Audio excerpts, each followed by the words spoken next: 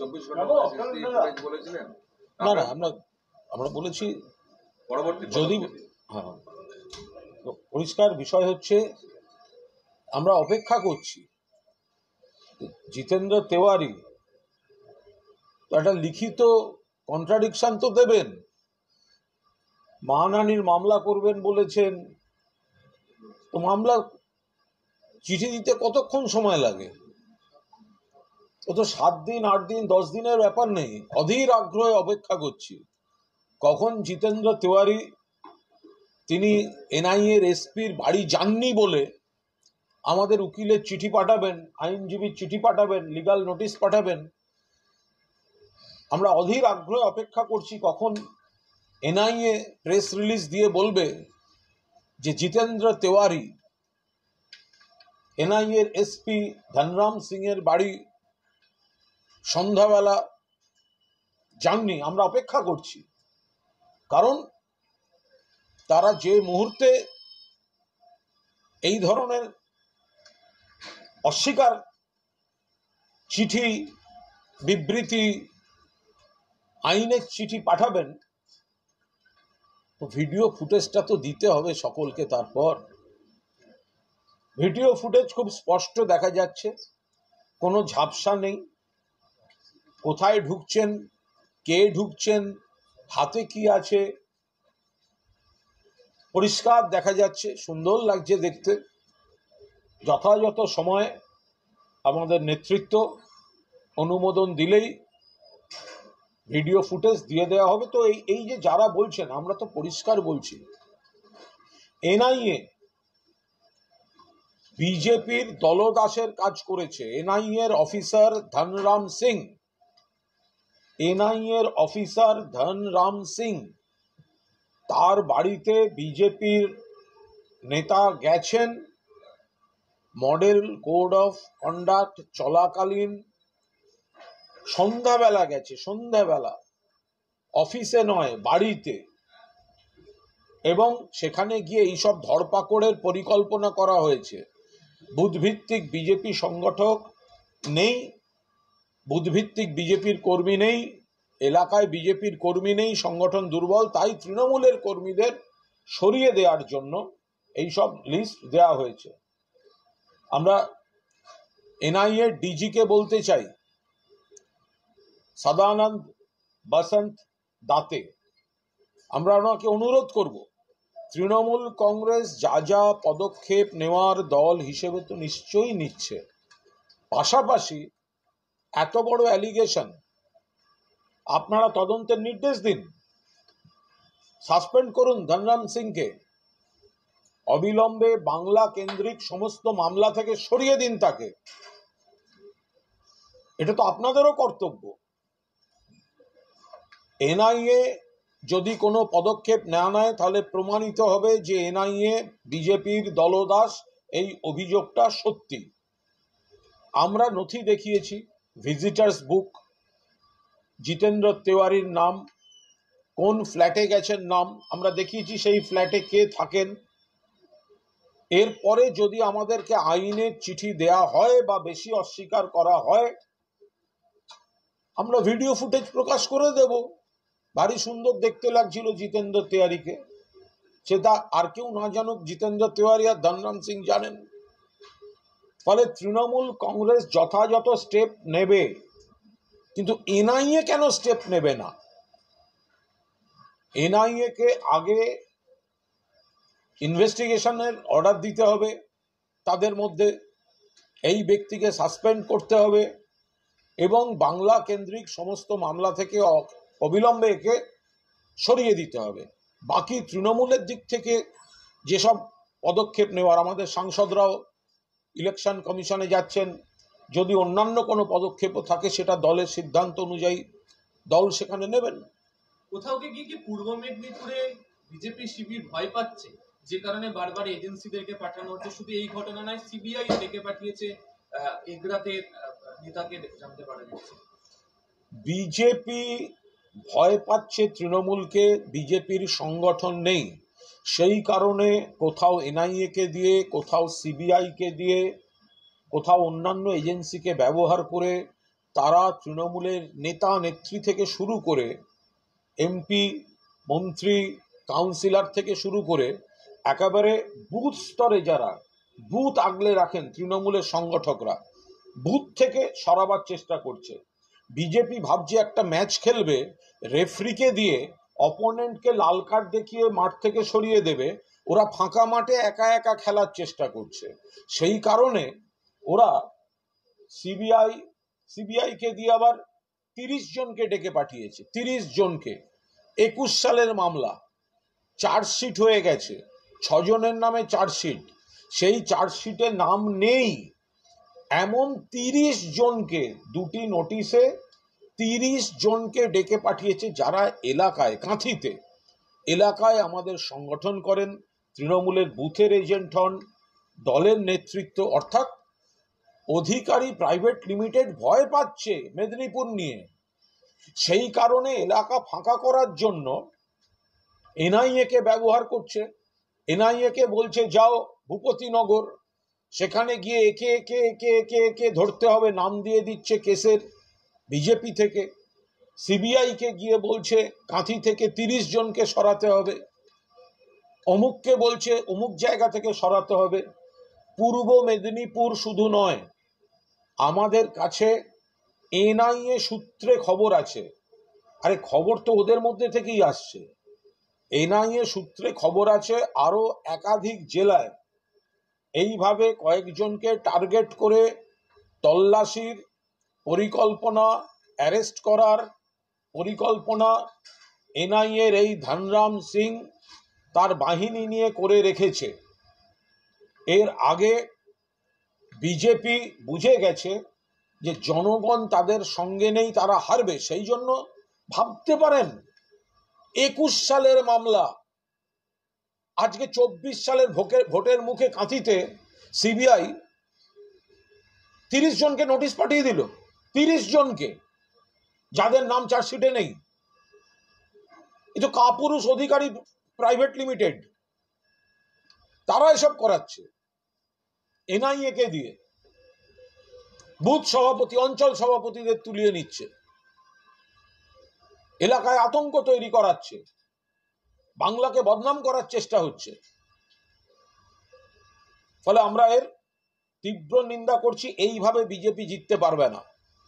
মানুষ বুঝতে পারছেন এই চক্রান্ত, মানুষ বুঝতে পারছেন যে সিবিআই, এনআইএ, অন্যান্য এজেন্সিকে দিয়ে এই গন্ডগোলগুলো করানো হচ্ছে, প্ররোচনা দেওয়া হচ্ছে। আপনারা বলছেন যে এখনো কাউকে গ্রেপ্তার করা হয়নি, কেন? ইডির বিরুদ্ধে বিক্ষোভ হয়েছিল। আমরা বলছি ইডি নয়, এনআইএ, ভূপতিনগরে আপনারা বলছেন এনআইএ এর বিরুদ্ধে বিক্ষোভ হয়েছিল, কেন গ্রেপ্তার করা হয়নি? আমরা বলছি এই গ্রেফতারিটাই তো চক্রান্ত। তার জন্য বিজেপির নেতা যখন এনআইএ সুপারের বাড়িতে গেছেন, তাহলে সেই সুপারকে আগে গ্রেপ্তার করা হচ্ছে না কেন? সেই এনআইএ সুপারকে কেন আগে গ্রেপ্তার করা হচ্ছে না? এই প্ররোচনাটা তো তারা দিচ্ছেন, এই প্রভোকেশনটা তো তারা দিচ্ছেন। আপনারা তো তার পরিণতিটা নিয়ে আলোচনা করছেন।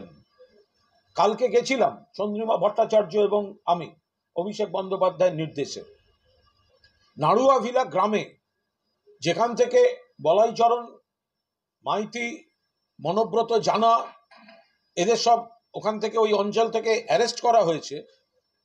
যাকে অ্যারেস্ট করা হয়েছে তার স্ত্রীর সঙ্গে কুৎসিত ব্যবহার করা হয়েছে। তিনি অভিযোগ করেছেন, মনোব্রত জানার স্ত্রী, তার বাবাকে মারা হয়েছে।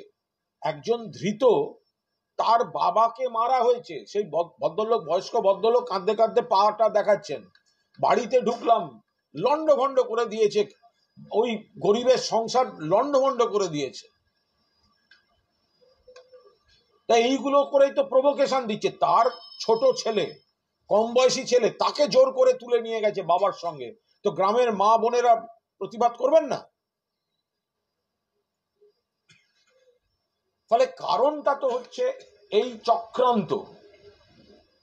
আমরা প্রমাণ করে দিয়েছি যে এজেন্সির কাছে বিজেপি গিয়ে তাদের রাজনৈতিক স্বার্থ চরিতার্থ করার লিস্ট দিচ্ছে, তার উপর দাঁড়িয়ে এজেন্সি কাজ করছে, সেই কারণেই এই গন্ডগোলগুলো হচ্ছে। এবং রাজ্যপাল ডক্টর সিভি আনন্দ বোস আজ পিংলায় গেছেন। কোন একটি মৃত্যুর ঘটনা, মৃত্যু দুর্ভাগ্যজনক, কিন্তু সেটা নিয়ে বিজেপি রাজনীতি করছে। বিজেপির দাবি মেনে, বিজেপির অনুরোধ মেনে রাজ্যপাল চলে গেলেন। মডেল কোড অফ কন্ডাক্ট চলছে, আপনি কোন দলের? আইন শৃঙ্খলার দায়িত্ব এখন ইলেকশন কমিশনের। বিজেপির পারপাস রাজ্যপাল এইভাবে সার্ভ করতে পারেন না। তাই যদি হয় তাহলে রাজ্যপাল ডক্টর সিভি আনন্দ বোস, যদি আপনাকে নিরপেক্ষতা দেখাতে হয় তাহলে আপনি চলুন আমাদের সঙ্গে, আপনি চলুন ভূপতিনগরের সেই বাড়িতে যেখানে রাজনৈতিক উদ্দেশ্যে এনআইএ জোর করে নিয়ে গেছে, আর যাকে নিয়ে গেছে তার স্ত্রীর সঙ্গে, তার বাবার সঙ্গে, তার বাড়ি লন্ডভন্ড করে কি তাণ্ডব করা হয়েছে, সেখানকার মা বোনেদের সঙ্গে কথা বলবেন না কেন আপনি? গভর্নর সিভি আনন্দ বোস ভোটের মুখে বিজেপির পারপাস সার্ভ করছেন। ল অ্যান্ড অর্ডার এখন সম্পূর্ণভাবে গোটা পরিস্থিতিটা ইলেকশন কমিশনের আন্ডারে। রাজ্যপাল এইভাবে বিজেপির ডাকে সাড়া দিয়ে যেতে পারেন না, বিজেপির সুরে সুর মেলাতে পারেন না, বিজেপির রাজনৈতিক নাটক মঞ্চস্থ করায় অভিনেতার ভূমিকা নিতে পারেন না। তিনি তার এখতিয়ারের বাইরে গিয়ে কাজ করছেন, রাজনৈতিক পক্ষপাত দুষ্ট মনোভাবের পরিচয় দিচ্ছেন। তাহলে যেখানে তৃণমূলের তরফ থেকে অভিযোগ রয়েছে তার উচিত সেখানেও সেই স্পট ভিজিট করা। বিজেপির তরফে একটা বেসলেস ডিস্টর্টেড অভিযোগকে মান্যতা দিয়ে আপনি চলে গেলেন সেখানে, তাহলে উল্টো দিকের অভিযোগগুলো রাজ্যপাল যাবেন না কেন? প্রথমত আপনি এখন এই মুহূর্তে ভোট প্রক্রিয়া চলছে,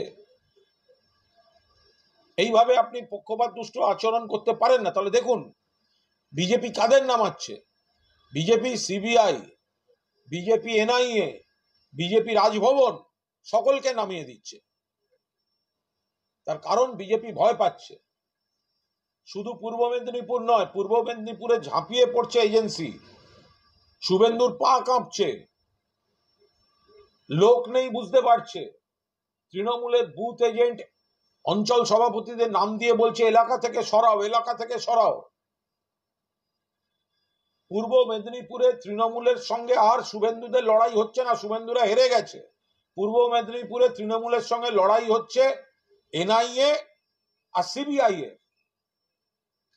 পূর্ব মেদিনীপুরে তৃণমূলের সঙ্গে বিজেপির লড়াই হচ্ছে না, বিজেপি দুটো সিট কাঁথি তমলুক হেরে গেছে।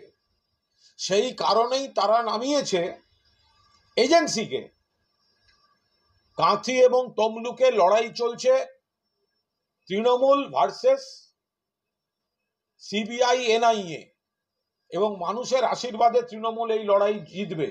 শুভেন্দুরা হেরে গেছে, বিজেপি হেরে গেছে বলেই আজকে সিবিআই কে দিয়ে 30 জনকে নোটিশ দিতে হয়।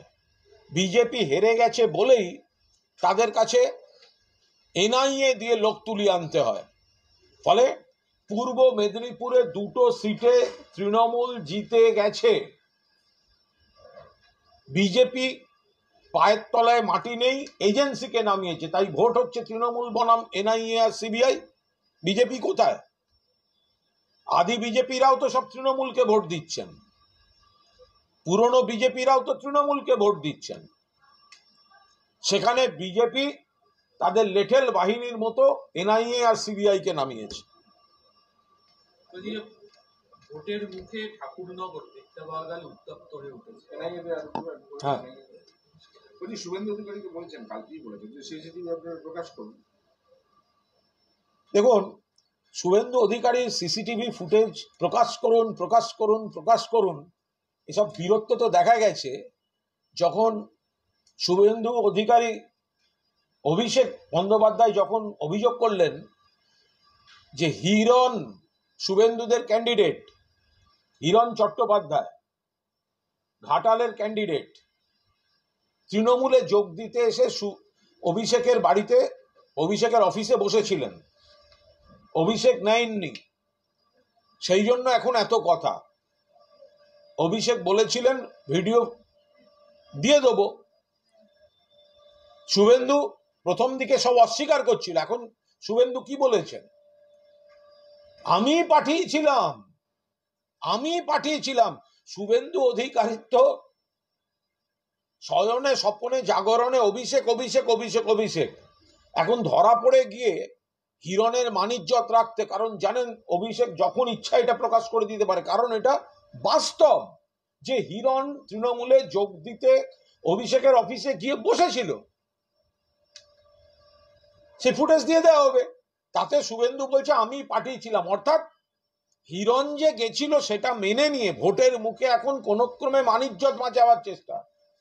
আমরা তো বিজেপি থেকে শুনেছি শুভেন্দু হিরণকে যাচ্ছে তাই ভাবে অপমান করেছে, তোমাদের জন্য আমার মানিজ্যত চলে গেছে, আমাকে এখন এটাকে মান্যতা দিতে হচ্ছে। যে ভিডিওটা আছে মান্যতা দিতে হচ্ছে যে আমি তো বলেছিলাম যেতে। এই জিতেন্দ্র তেওয়ারির কেসটা একই জিনিস হবে। তখন কি বলবে শুভেন্দু, আমি জিতেন্দ্র তেওয়ারিকে পাঠিয়েছিলাম এনআইএ এর অফিসারের বাড়িতে সন্ধ্যেবেলা তৃণমূলের কর্মীদের লিস্ট দিয়ে কাকে কাকে অ্যারেস্ট করতে হবে লিস্টটা দিয়ে আসতে। একটা আইনের চিঠি আসুক, এনআইএ কন্ট্রাডিকশন দিক যে ধনরাম সিং এর বাড়িতে জিতেন্দ্র তেওয়ারি যায়নি, আর জিতেন্দ্র তেওয়ারি ওসব 7 দিন 8 দিন অন্য লোককে দেখাবেন। এই মুহূর্তে আইনি নোটিশ দিন, এই মুহূর্তে যখনই এই আইনি নোটিশ আর কন্ট্রাডিকশনের প্রেস রিলিজ হবে ভিডিও দিয়ে দেবো। কালকে তো এনআইএ একটা এত বড় প্রেস রিলিজ দিয়েছে, কোথাও একটা লাইন লেখা ছিল অভিযোগটা ভুল? এত বড় প্রেস রিলিজ ছিল এনআইএ, এই ওই তাই সেই অমুক তমুক সব আছে। শুধু ধনরাম সিং এর বাড়িতে জিতেন্দ্র তেওয়ারি যাওয়া নিয়ে তৃণমূল যা যা নথি দেখিয়েছে সেটা ভুল, একটি শব্দ তাতে ছিল না। দেখুন, এনআইএ এর অফিসাররা রাত 3টে থেকে এলাকার 3-4টে জায়গায় চলে গেছিলেন এবং বাড়িগুলোতে তারপরই ঢুকতে শুরু করেন। আর পুলিশকে জানানো হয়েছে অনেক পরে, কেউ বলছেন 4:45, কেউ বলছেন 4:55, কেউ বলছেন 5:45। ফলে পুলিশকে জানানো হয়েছে এটা ঠিক, কিন্তু তারা যখন ঢুকেছেন, যে রাতে ঢুকেছেন এবং অ্যাকশন শুরু করে দিয়েছেন, তার আগে পুলিশকে জানানো হয়নি। যখন একটা রাতবিরেতে ঢুকে গেছেন, তাণ্ডব করেছেন, মানুষ আপত্তি করেছে, তখন পুলিশের কাছে খবর এসছে। তারপর তো পুলিশকে যেতেও একটা সময় দিতে হবে। বলছি অভিযোগ করছি যে তারা ঢুকতে গেল এবং তাদের বিরুদ্ধেই আপনারা মানে তৃণমূলের তরফ থেকে অভিযোগ করা হচ্ছে, মানে একদম এফআইআর করা হয়েছে। ঢুকতে গেছে কেন গেছে? বিজেপির নেতা তাদের এসপি কে লিস্ট দিয়ে এসছে, সেই লিস্ট অনুযায়ী লেঠেল বাহিনী বিজেপির তারা তুলতে গেছে। তো তৃণমূল কি ওখানে কি রসগোল্লা খাবে নাকি? কোনো পরিকল্পিত কিছু হয়নি ওখানে। রাত বিরেতে গিয়ে বিজেপির নির্দেশে গিয়ে তৃণমূলের বুথ কর্মী, বুথ সভাপতিকে তুলে আনতে গেছিল, অঞ্চল সভাপতিকে তুলে আনতে গেছিল, মহিলাদের সঙ্গে খারাপ ব্যবহার করা হয়েছে, তার বাবাকে বিশ্রীভাবে মেরে জখম করা হয়েছে, তার নাবালক ছেলেকে জোর করে গাড়িতে তোলার চেষ্টা হয়েছে। এই দেখে গ্রামের মানুষ প্রতিবাদ করেছেন, মা বোনেরা প্রতিবাদ করেছেন। তো এইভাবে বিজেপির দালালি করে, বিজেপির দেয়া লিস্ট নিয়ে নিজের বাড়িতে বসে এনআইএ এর অফিসার বিজেপির নেতাকে ডেকে লিস্ট নিয়ে তারপর লেঠেল পাঠিয়ে তুলে আনতে যাবে, বাড়ি ভাঙচুর করবে, মহিলাদের সঙ্গে কুৎসিত আচরণ করবে, তার বাবাকে মারবে, নাবালক পুত্রকে গাড়িতে তুলে নিয়ে যাবে। তা মা বোনেরা প্রতিবাদ করবেন না? এনআইএ সত্যি কথা বলছে না। দেখা গেল শুভেন্দু অধিকারী আবার গেছেন স্পেশাল অবজারভারের সঙ্গে দেখা করতে, তখন কি আপনাদের আশঙ্কা আছে যে আরো এই ধরনের ঘটনা হবে? কিন্তু এতক্ষণ ধরে গোটা বিষয়টাই বললাম যে এটা চক্রান্ত। এজেন্সিগুলো শুধু পূর্ব মেদিনীপুর নয়, আরো একাধিক জেলায়, এই অন্তত আরো 3টে জেলায় এই ধরনের তারা বিজেপির লিস্ট নিয়ে তৃণমূলের সংগঠকদের উপর এই দমনমূলক কাণ্ড ভোটের আগে উদ্দেশ্য প্রণোদিত কাজ করবে বলে আশঙ্কা ফাশঙ্কা নয়, ওই এজেন্সির ভেতর থেকেই খবর আসছে। ভোটের মুখে ঠাকুরনগর ফের উত্তপ্ত হয়েছে, দেখা গেল যে বীণাপানি দেবীর যে ঘর, সে ঘর দখল করা হলো। দেখুন, ঠাকুরনগরে ঠাকুর বাড়িতে যে ঘটনা ঘটেছে তা দুর্ভাগ্যজনক এবং চরম নিন্দনীয়। যেভাবে শান্তনু ঠাকুর এবং কিছু আক্রমণকারী ইভেন বড়মার ঘরটাকেও ছাড়ল না, যে পদ্ধতিতে যে গুন্ডামি হলো, যে দস্যুগিরি হলো, তাতে কিন্তু ঠাকুর বাড়ির চরম অসম্মান এরা করলেন। ঠাকুর বাড়ি পরম শ্রদ্ধার জায়গা, বড়মা বিপুল সংখ্যক মানুষের শ্রদ্ধেয় এবং বড়মা একটা আবেগ। সেখানে নিজেদের সমর্থন নেই, গায়ের জোরে দখলদারি দেখাতে গিয়ে যে গুন্ডামি শান্তনু ঠাকুররা করলেন, আমরা তীব্র নিন্দা জানাচ্ছি। আমাদের সাংসদ মমতা বালা ঠাকুরও এর তীব্র নিন্দা করেছেন। লস্করি তৈবার নাম করে মানে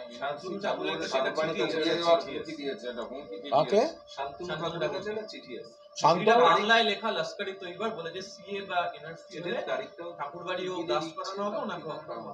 দেখুন, এটা পরিষ্কার, এটা অত্যন্ত একটা বিপজ্জনক কথাবার্তা। আগুন নিয়ে খেলছেন ওনারা। কে কি করেছে, কে কি চিঠি লিখেছে, এটা তো আমরা জানি না, এগুলো সব তদন্তের ব্যাপার। কিন্তু প্রাথমিকভাবে যেটা অনুমান করা যেতে পারে, গতকাল যে নিন্দনীয় কাজ শান্তনু ঠাকুর করেছেন তার থেকে নজর ঘোরাতে এসব গল্প ছাড়া হয়েছে। যে চূড়ান্ত নিন্দনীয় কাজ ঠাকুর বাড়িতে শান্তনু ঠাকুর করেছেন, সেই গোটা বিষয়টা সবিস্তারে সাংসদ মমতা বালা ঠাকুর বলে দিয়েছেন। আপনারা সবাই দেখেছেন, সশস্ত্রভাবে হামলা করা হচ্ছে ঠাকুর বাড়িতে, হামলা করা হচ্ছে বড়মার ঘরে। এত নিন্দার ঝড় চারদিকে, নজর ঘোরাতে বিষয়টিকে অন্যদিকে নিয়ে যাওয়ার চেষ্টা করছেন এই Shantanu Thakur.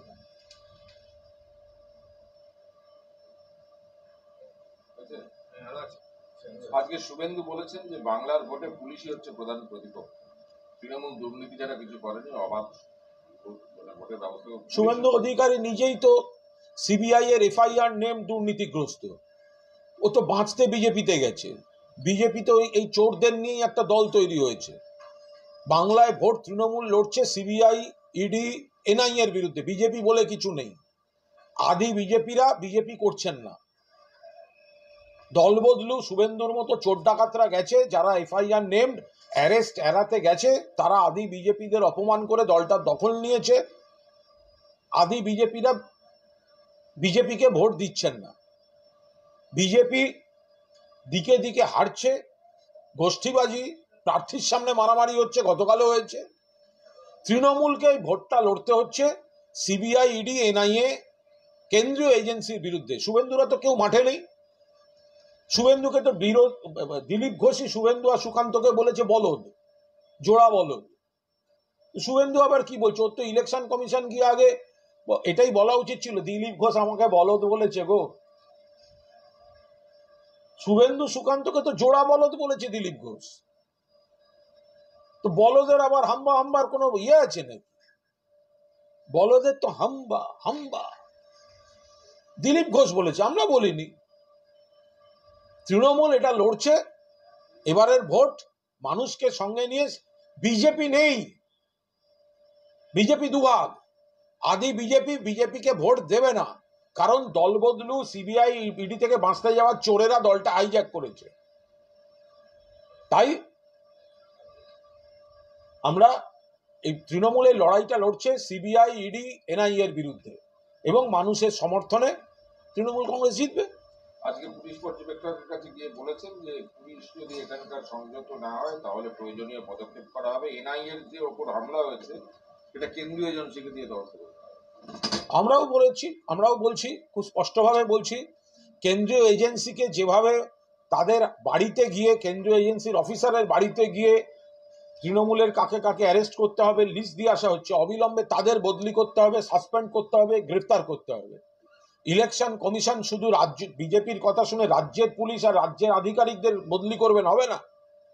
Election commission NIA এই ধনরাম সিং, কার ধন কে জানে, এই ধনরাম সিংকে আগে, ও তো বিজেপির ধন, তো ওকে আগে ওর বিরুদ্ধে ব্যবস্থা নিতে হবে, ওকে বদলি করতে হবে। আজকে দুর্গাপুরে প্রচারে নেমে দিলীপ ঘোষকে গো ব্যাক স্লোগান শুনতে হয়েছে। আমি একটা অবাক হয়ে দেখলাম, সকালে প্রথমে শুনলাম দিলীপ ঘোষ নাকি আমার কোন বিবৃতির জবাবে বলেছেন যে আক্রমণাত্মক, এই হবে ওই হবে। তার 10 মিনিট বাদে দেখছি দিলীপ ঘোষ এইভাবে কোনোভাবে কেন্দ্রীয় বাহিনীর আড়াল নিয়ে পালিয়ে যাচ্ছেন। মানে কি? তো মহিলারা খুবই বলেছেন 100 দিনের টাকা কই, আবাসের টাকা কই। তো দিলীপ ঘোষের কাছ থেকে কেন্দ্রের বঞ্চনার হিসাব চাইতে গেছেন মহিলারা। তো বিজেপি সাংসদদের তো এসব জবাব দিতে হবে, বিজেপির প্রার্থীদের তো বলতে হবে। আপনারা বলে এসছেন এতদিন আমরা দিল্লিকে বলে টাকা আটকে রেখেছি, দিল্লিকে বলছি টাকা ছাড়বেন না। তা ভোট চাইতে গেছেন, মানুষ এবার প্রাপ্য টাকাটা জিজ্ঞাসা করবে না?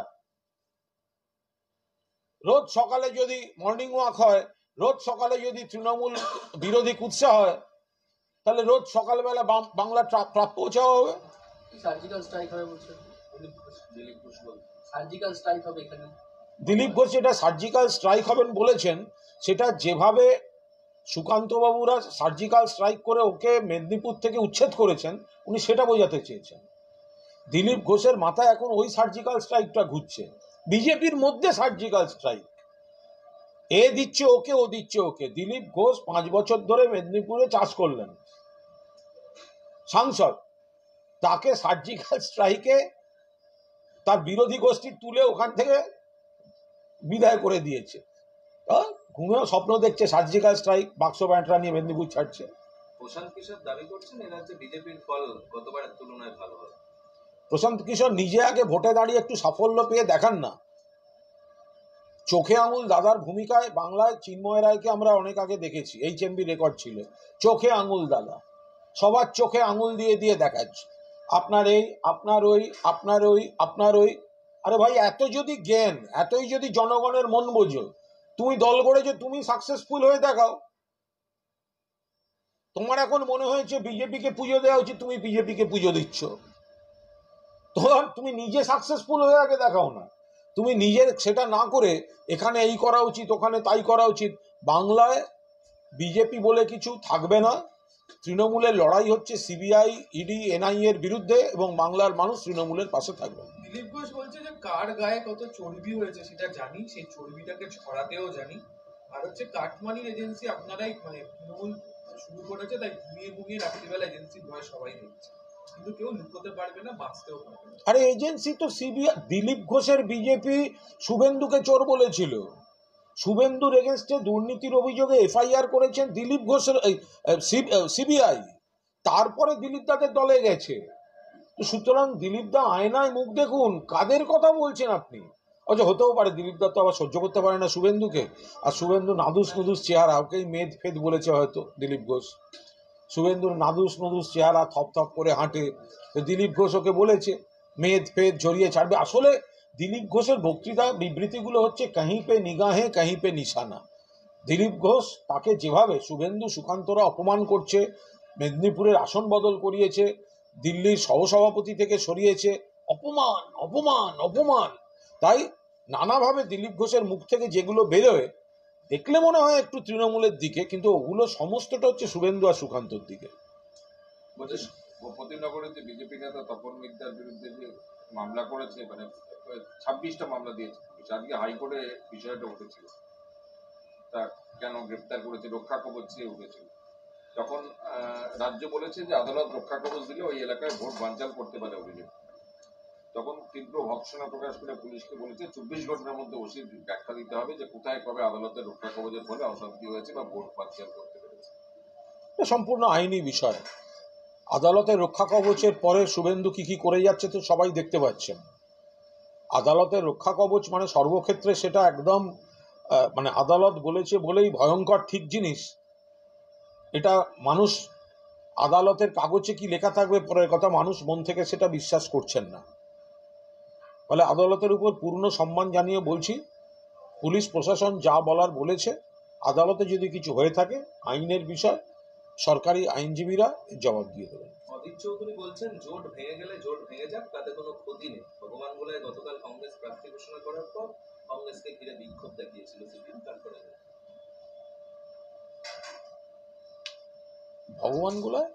ভগবানগুলোর উপনির্বাচনে গতকাল কংগ্রেস প্রার্থী ঘোষণা করেছে, তারপরে সিপিএম স্থানীয় সিপিএম ওখানে বিক্ষোভ করেছে কেন কংগ্রেস প্রার্থী দিয়েছে। এরপর অধীর চৌধুরীর বক্তব্য জোট ভেঙে গেলে জোট ভেঙে যাবে। এগুলো সব ওদের ব্যাপার, এগুলো সমস্ত ওদের ব্যাপার। অধীর চৌধুরী এবং মোহাম্মদ সেলিম এরা যে কোনো মূল্যে বিজেপিকে সহযোগিতা করতে চান। এরা বিজেপির বি টিম সি টিম, বিজেপির দুই ভাই সিপিএম আর কংগ্রেস আই। ফলে এদের জোট অজোট ওগুলো বিষয় নয়। এরা যে কোনো জায়গায়, প্রথম কথা শূন্য আর শূন্য জোট হলে সেটা শূন্যই হয়, মানুষের সঙ্গে কোনো সম্পর্ক নেই গোটা জিনিসটার। এরা কখনো বলছে একসঙ্গে লড়বো, কখনো নিজেদের মধ্যে ঝগড়া করছে। ভূতেরও ভবিষ্যৎ আছে, এ রাজ্যে কংগ্রেস সিপিএম এর কোনো ভবিষ্যৎ নেই। ফলে এদের নিয়ে আমরা মাথাও ঘামাচ্ছি না। দিনের শেষে এরা বিজেপির বি টিম, কোথায় গিয়ে বিজেপিকে সাহায্য করা যায় এরা ওইসবই দেখে। ব্যারাকপুরে বিজেপি প্রার্থী অর্জুন সিং বলছেন মমতা বন্দ্যোপাধ্যায় যখন রেলমন্ত্রী ছিলেন কাঁচরাপাড়াতে রেলের চাকরি বিক্রি হয়েছে। মুকুল রায়ের সঙ্গে কথা বলে নিন, কাঁচরাপাড়ায় কে রেলের কি করেছে এ বিষয়ে বিস্তারিত মুকুল রায় বলতে পারবেন। এবং সেই মুকুল রায়কেই তো প্রণাম করতে গেছিলেন অর্জুন সিং, তো তখন জেনে এলেন না কেন যে মুকুল রায় কিছু করেছিলেন কিনা? মমতা বন্দ্যোপাধ্যায় কেন দেখাচ্ছে? মুকুল রায়ও তো রেলমন্ত্রী ছিলেন, মমতা বন্দ্যোপাধ্যায় তো তারপর তাকেও করেছিলেন। আর মমতা বন্দ্যোপাধ্যায় থাকাকালীনও কাঁচরাপাড়া বেলটা তো মুকুলদা দেখেছেন, তো মুকুলদা ওখানে থাকেন, তো ফলে তিনি তখন দলের অন্যতম শীর্ষকর্তা ছিলেন। তো অর্জুন সিং মুকুলদার সঙ্গে কথা বলে নিন। 19 এপ্রিল প্রথম দফার নির্বাচন, 17 এপ্রিল রামনবমী এবং বিজেপির সর্বস্তরের নেতারা সর্বশক্তি দিয়ে রামনবমী পালন করার নির্দেশও দেয়। বিজেপি কি কোথাও রামনবমীতে ব্যবহার করে ফায়দা তুলবে? এবং সমস্যা হচ্ছে, বিষয় হচ্ছে রামনবমী একটা ধর্মীয় ইস্যু, এটা তো বিজেপির নয়। যারা বিজেপি করেন না, বহু তৃণমূল, বহু অন্য দল, তারা রামনবমী পালন করতেই পারেন। রামনবমী পালনের সঙ্গে আমরা রাজনীতি জড়াতে চাই না, কিন্তু বিজেপি যেহেতু তাদের সংগঠন নেই, উন্নয়ন নেই, তারা রামকে তাদের ভোটের ব্র্যান্ড অ্যাম্বাসাডার, স্টার ক্যাম্পেনার হিসেবে ব্যবহার করেন। তো সেই কারণে বিজেপি রামনবমীকে কেন্দ্র করে অন্য ধরনের উস্কানি দেয়, মেরুকরণের চেষ্টা করে, এইটা হচ্ছে আপত্তি। এই প্রসঙ্গে আপনাদের বলে রাখি, এর আগে একবার রামনবমীতে আপনাদের মনে আছে হাওড়ায় এমন ঘটনা ঘটেছিল যে বিজেপির মিছিল থেকে একটি ছেলে হাতে বন্দুক নিয়ে ঘুরছে, রিভলভার নিয়ে ঘুরছে, আপনারা দেখেছিলেন। এরপরে এই ছেলেটিকে অন্য রাজ্য থেকে রাজ্য পুলিশ গ্রেফতার করে আনে, তার নাম ছিল সুমিত সাউ। সুমিত সাউ, রামনবমীতে বিজেপির মিছিলে বন্দুক ব্যবহার হয়, তাণ্ডব করা হয়, সেই ছেলেটি পালিয়ে যায়। হাওড়ায় ঘটনাটা ঘটেছিল, তাকে পুলিশ ধরে আনে ওই অন্য রাজ্য থেকে। পরবর্তীকালে এনআইএর হাতে কেসটা যায় এবং এই অভিযোগটাও আনছি যে এনআইএর হাতে তদন্ত যাওয়ার পর সম্পূর্ণ অন্য লোকজনকে অ্যারেস্ট করে রাখা হয়, আর কেস লঘু করে দেখিয়ে বন্দুক হাতে যার ছিল, যে মেন অ্যাকিউজড সুমিত সাউকে ছেড়ে দেওয়া হয়। তার পেছনেও এই বিজেপির ধনরাম সিং। এটাও তদন্ত সাপেক্ষ, আমরা চাই এটা নিয়েও তদন্ত হোক। বলছি গার্ডেন রিচের ঘটনায় আজকে কোর্টে কলকাতা পুরসভা এবং রাজ্য রিপোর্ট পেশ করেছে, তাতে বলা হয়েছে যে দুজন অ্যারেস্ট হয়েছে এবং একজন পলাতক। তার সঙ্গে বিচারপতি বলছেন যে এরকম গ্রেপ্তারি দেখতে ভালো লাগে, কিন্তু যে আধিকারিকরা চুপ ছিলেন তাদের বিরুদ্ধে কি ব্যবস্থা নেওয়া হয়েছে? তারা যে চক্রান্তে তারাই তো আসল দোষী। শৃঙ্খলা তাদের বিরুদ্ধে কি তদন্ত হয়েছে? দেখুন, এটা একটা মামলার প্রসেস চলছে, একটি রিপোর্ট জমা পড়েছে, তার উপর দাঁড়িয়ে মাননীয় বিচারপতি কিছু প্রশ্ন করেছেন। যাদের প্রশ্ন করেছেন তারা বা তাদের আইনজীবীরা নিশ্চিতভাবে তার উত্তর দেবেন। ফলে এই মুহূর্তে এর বাইরে দলের তরফ থেকে এই বিষয়ে কিছু বলবো না। আরাবুল ইসলামের আইনজীবী আজকে আদালতে শুনানি পর্বে বলেছে শওকত মোল্লার প্ররোচনাতেই আরাবুল ইসলামের বিরুদ্ধে একের পর এক মিথ্যা মামলা দেওয়া। সেটা একজন যিনি বন্দী আছেন অ্যাকিউজড, তার আইনজীবী তার সওয়ালে বলেছেন, এর উপর দাঁড়িয়ে কোনো মন্তব্য করা যায় না। এই ধরনের সওয়াল তাকে, তার সেই আইনজীবী তার যেন তেন প্রকারে তার ক্লায়েন্টকে, তার মক্কেলকে কিভাবে বার করে আনা যায় বা খানিকটা গার্ড করা যায় সেই যুক্তি সাজাতে নানা রকম যুক্তি দিয়ে থাকেন। এই নিয়ে মন্তব্য করব। আপনারা বলছেন যে আপনারা জিতলে প্রকল্পগুলো চালু থাকবে, প্রধানমন্ত্রীও বলছেন যে বিজেপি জিতলে ইডির টাকা নাকি বিতরণ করা হবে। কনফিউশন তৈরি না, কনফিউশন আপনার তৈরি হচ্ছে কেন আমি বলতে পারবো না। যে আপনি কি ইডির টাকা বিতরণের নিয়ম জানেন? আমি এনকে টিভিকে জিজ্ঞাসা করছি, প্রশ্নটা সাজিয়ে এনেছেন ভালো, এবার আপনি আমায় উত্তর দিন। দীপঙ্কর মণ্ডল বিজেপির সুরে প্রশ্ন করলেন, খুবই ভালো, সরাসরি বিজেপি করলে আরো ভালো হতো। আমার প্রশ্ন হচ্ছে যে টাকা ফেরত দেওয়ার পদ্ধতি আপনার জানা আছে? আপনার যদি জানা না থাকে তাহলে আপনি এসছেন কেন? আপনি তো শুধু ক্যামেরাম্যানকে পাঠিয়ে দিলে পারতেন প্রশ্নটা দিয়ে, তিনি আমার উত্তরটা নিয়ে যেতেন। বিজেপি প্রধানমন্ত্রী যদি বলেন ৩,০০০ কোটি টাকা ফেরত দেব, কবে বলছেন? ভোট ঘোষণার পর এমসিসিতে এসে। কাকে বলছেন? একজন প্রার্থীকে। কখন বলছেন? জনসভায় বলছেন। ইডির মামলা শেষ না হওয়া পর্যন্ত, মামলা না শেষ হওয়া পর্যন্ত অ্যাটাচড সম্পত্তি কি ইডি ফেরত দিতে পারে? আর যদি ফেরত দিতে পারে তাহলে এতদিন দেয়নি কেন? ৩,০০০ কোটি অব্দি গেল কি করে? ১,০০০ কোটি আগে ফেরত দেয়নি কেন? ৫০০ কোটি আগে ফেরত দেয়নি কেন? ২,০০০ কোটি অব্দি যেতে দিল কেন? ৩,০০০ কোটি অব্দি যেতে দিল কেন? ইডি তদন্তে হয়তো সিজ করলো, ইডি তদন্তে হয়তো সিজ করলো, কিন্তু সেই মামলাটা যতক্ষণ কোর্টে চলছে এবং মামলা যতক্ষণ না ফয়সালা হচ্ছে ততক্ষণ সেই টাকা ইডি কাউকে দিতে পারে না। ২, আপনি আমায় প্রশ্ন করলেন বাংলায় ৩,০০০ কোটি টাকার গল্প বলেছে, অন্য রাজ্যে গিয়েও তো একই কথা বলছেন। তাহলে ভারতবর্ষের জনসংখ্যাকে যদি ৩,০০০ কোটি টাকা দিয়ে ভাগ হয় তাহলে পার ব্যক্তি ২১ টাকা ৩০ পয়সা হচ্ছে। আমার বক্তব্য, আমি আবার বলছি, আমি রিপিট করছি এনকে টিভিকে, যে ৩,০০০ কোটি টাকা ফেরত আপনারা ইডিকে গিয়ে জিজ্ঞাসা করেছেন যে এতদিন আপনারা ফেরত দেননি কেন? আপনাদের হাতে তো ক্ষমতা আছে, এতদিন দেননি কেন? ভোটের মুখে দিতে হচ্ছে কেন? এনকে টিভি কর্তৃপক্ষ যদি মনে করে যে আসামে বসে বাংলায় শুধুমাত্র বিজেপি দালালি করার জন্য কয়েকজনকে পাঠাবে, তাহলে উত্তরগুলো এইভাবেই যাবে। দিলীপ ঘোষের আরো একটা পার্ট আজকে, মানে দিলীপ ঘোষ বলছেন যে যখন প্রয়োজন হবে চোরেদের বাড়িতে ইডি, সিবিআই, এনআইএ যাবে। রাষ্ট্রদ্রোহীদের বলছে মাটি।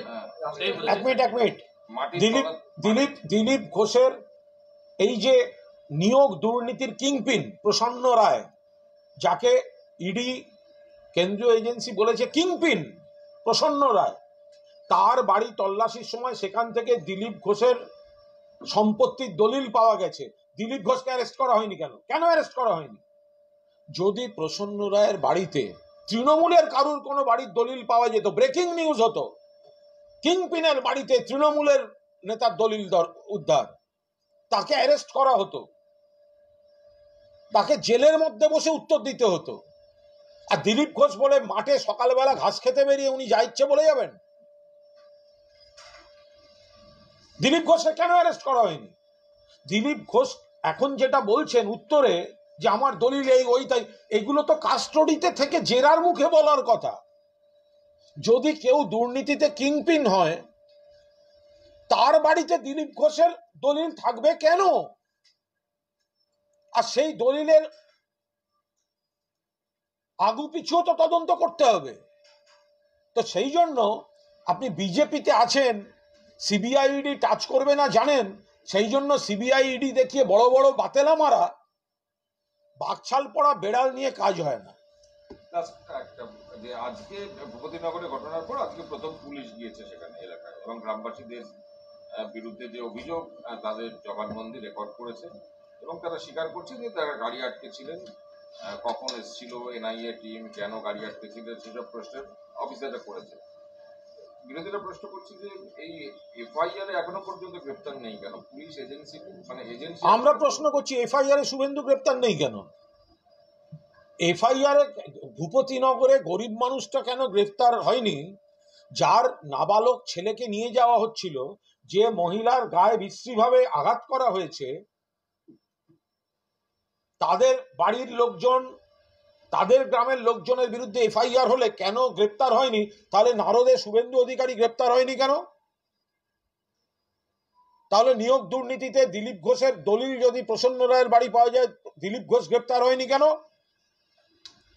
বিজেপির নেতা গিয়ে লিস্ট দিয়ে আসছে এনআইএ এর অফিসারের হাতে, তারপরে এনআইএ যাচ্ছে, তাহলে এনআইএ সেই সুপার ধনরাম সিং সেখানে গ্রেপ্তার হয়নি।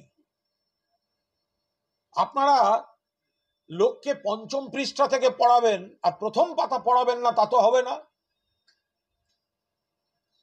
আপনি পঞ্চম পৃষ্ঠা পড়াচ্ছেন, কেন গ্রামে গ্রেপ্তার হয়নি?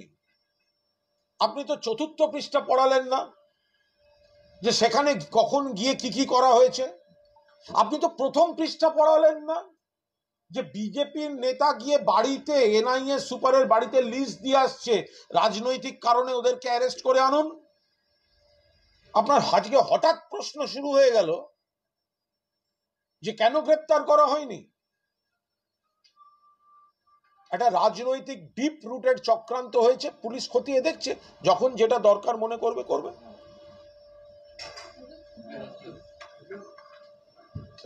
লাইট বন্ধ কর।